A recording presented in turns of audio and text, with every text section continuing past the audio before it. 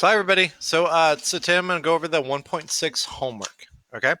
So find the sum of the first 6 terms of the series. So you can use a formula for this. It might be even easier to do this without a formula because you have 4 terms. You only need 2 more.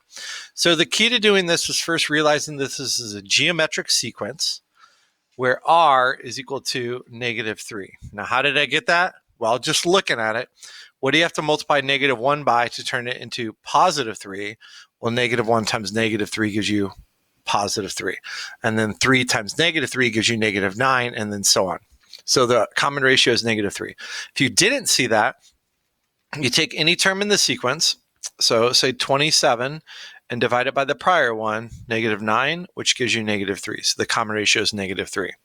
So therefore, the next term in the sequence is -81, because 27 times -3 is -81, and -81 times -3 is 243. So now you just have to add them all up. So I'm going to take 3 plus 27, which is 30, plus 243 is 273, and then minus, because the rest of them are negative. 1 and 9 is 10, and then so minus 91. So you just have to take 273 minus 91. We'll go to the side over here, write it out. So there's a 2. That's an 8. So this is 182. Okay.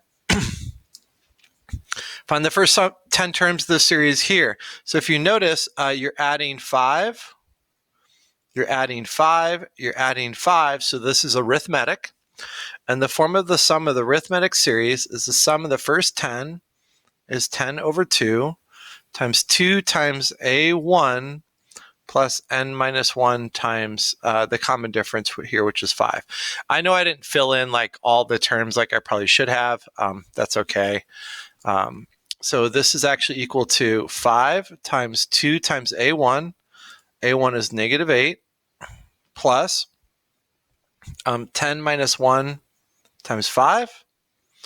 So I have 5 times, you have -16 plus 5 times 10 is 50, minus 5 gives you 45.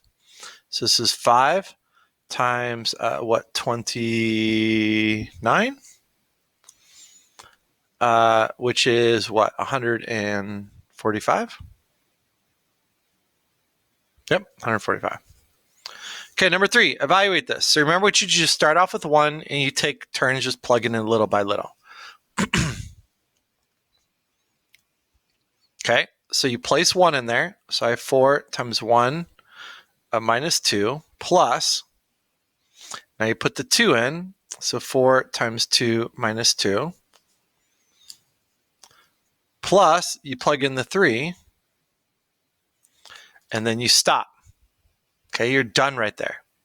And the reason why you're done right there is because this is where you start and that's where you begin. So I started at 1, I ended at 3. So this is equal to 4 minus 2 gives you 2, plus 8 minus 2 gives you 6, plus 12 minus 2 gives you 10. 18 is my answer.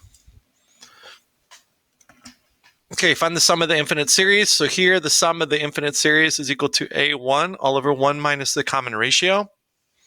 Okay, if you notice here, once again, to find the common ratio, you take any term in that sequence. So I'm going to take -5. You divide it by the prior one, so you get -1/5. So -1/5 is the common ratio. Okay, so go over here. A1 is 625 because it's the first term in the sequence. All over 1 minus the common ratio, which is -1/5. So this is plus 1/5. So you get 625 over 6/5. Because 1 is 5 over 5. So it gives you 6/5. And then you flip and multiply. So this is 625 times 5 all over 6. Now, does that go in there evenly? 6 does not go into that evenly. It won't go in there evenly because this is going to be an odd number and this is an even number. But I think the question is this divisible by 3? Well, 3 doesn't go into 5 and 3 doesn't go into 625. Remember the divisibility rules of 3. 6 plus 2 is 8, plus 5 is 13. That doesn't go in there. So whatever that turns out to be. Was it 3,125 all over 6? I think is the answer. Okay, next question. So 5 aluminum cans can be recycled to make a new can. Okay, how many new cans can eventually be made from 125 aluminum cans? Okay, so we have to focus on new cans. Okay, so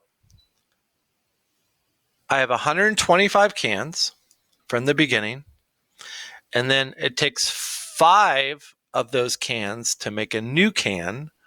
So if I divide this by 5, I'm going to end up with 25 new cans. So I can make 25 new cans. Oh, but then I can continue to make more cans than that, right? 25 divided by 5 is going to be 5 new cans. And then I can take those 5 new cans and make a new can as well. So I just have to add these together and I get 31. Okay, find f of 17. F of 17, if x is less than 0, I'm going to use this equation. If x is equal to 0, I'm going to use this equation. If x is greater than 0, I'm going to use this equation. Well, 17 is definitely bigger than 0. So this is equal to the absolute value of negative 2 times 17 plus 3, which is equal to negative 34 plus 3, which is equal to the absolute value of negative 31, which is equal to 31. Well, 2 31s in a row. Okay, the last one, find the domain of this function. So here's the function like this.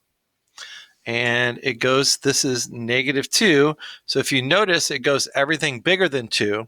So several different ways you can write this is you can write x is greater than negative 2. And that's it. Okay, you could write an interval notation, negative 2 to infinity. And that is it. And so on. Okay, so those were the solutions for 1.6. Hopefully you understood them. If you don't, let me know and I'll reach back out to you. Thanks. Take care.